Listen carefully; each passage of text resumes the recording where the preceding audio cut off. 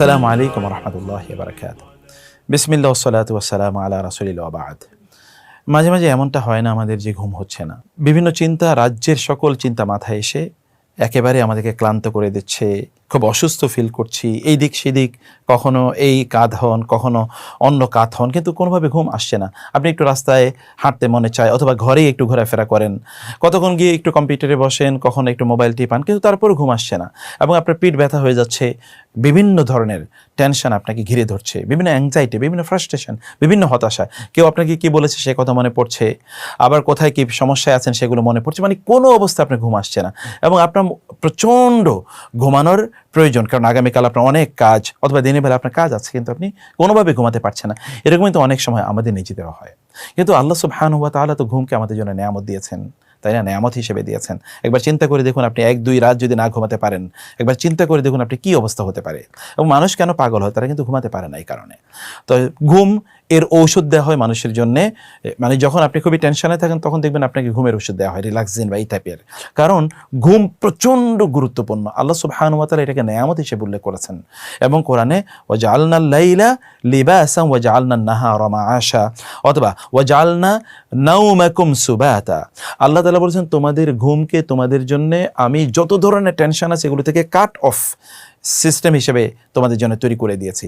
অতএব সেই ঘুম না আসলে কি অবস্থা হতে পারে।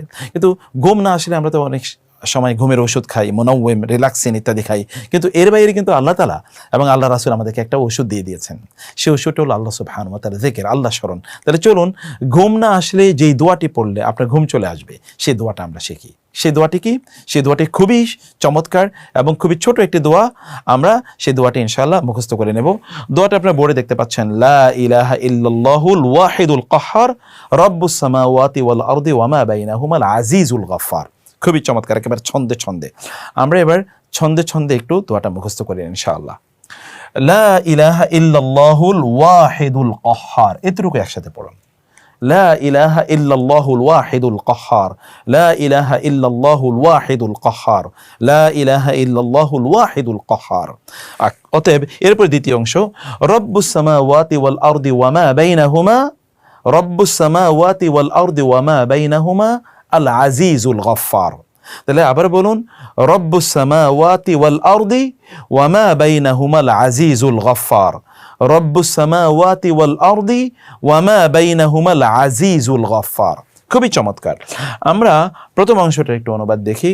লা ইলাহা ইল্লাল্লাহু, আল্লাহ ছাড়া কোনো ইলাহ নাই, তিনি আল ওয়াহিদুল কাহ্হার, তিনি হচ্ছেন একক এবং সর্বশক্তিমান। মানে আপনার ঘুম আসছে না, তিনি আপনাকে ঘুম পাড়িয়ে দেবেন, এটা হচ্ছে আল কাহ্হার।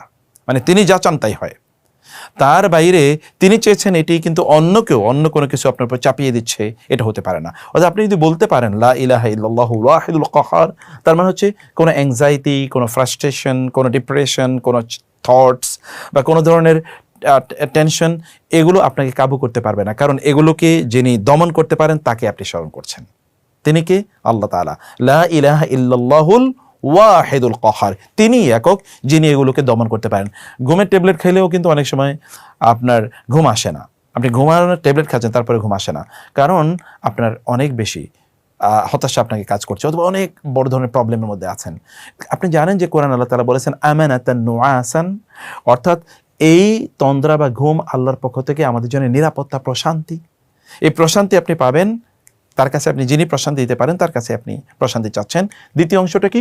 রব্বুস সামাওয়াতি ওয়াল আরদি ওয়া মা বাইনাহুমা, আসমান এবং জমিনের মালিক তিনি, তিনি রব, তিনি সবকিছু নিয়ন্ত্রণ করেন এবং এত দুভয়ের মধ্যে যা কিছু আছে সব তিনি নিয়ন্ত্রণ করেন। তিনি আবার কি?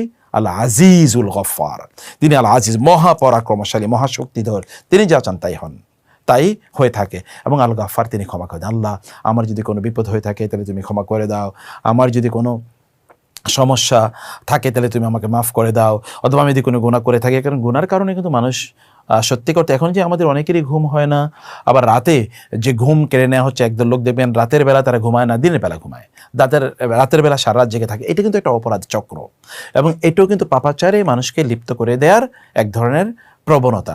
কারণ আপনি রাতের বেলা যদি জেগে থাকেন তাহলে আল্লাহর ইবাদতে থাকবেন, কিন্তু এখন আমরা কি কারণে রাতের বেলা জেগে থাকি? অধিকাংশ লোকের অবস্থা যদি আমরা দেখি, তাহলে ঘুম পাড়ার জন্যে আপনাদের বাচ্চাদেরকে এটা শিখিয়ে দিতে পারেন যদি তাদের ঘুম না আসে। তাহলে তাদেরকে বলুন এই কথা বলতে, লা ইলাহা ইল্লাল্লাহুল ওয়াহিদুল কাহ্হার রব্বুস সামাওয়াতি ওয়াল আরদি ওয়া মা বাইনাহুমাল আজিজুল গফফার।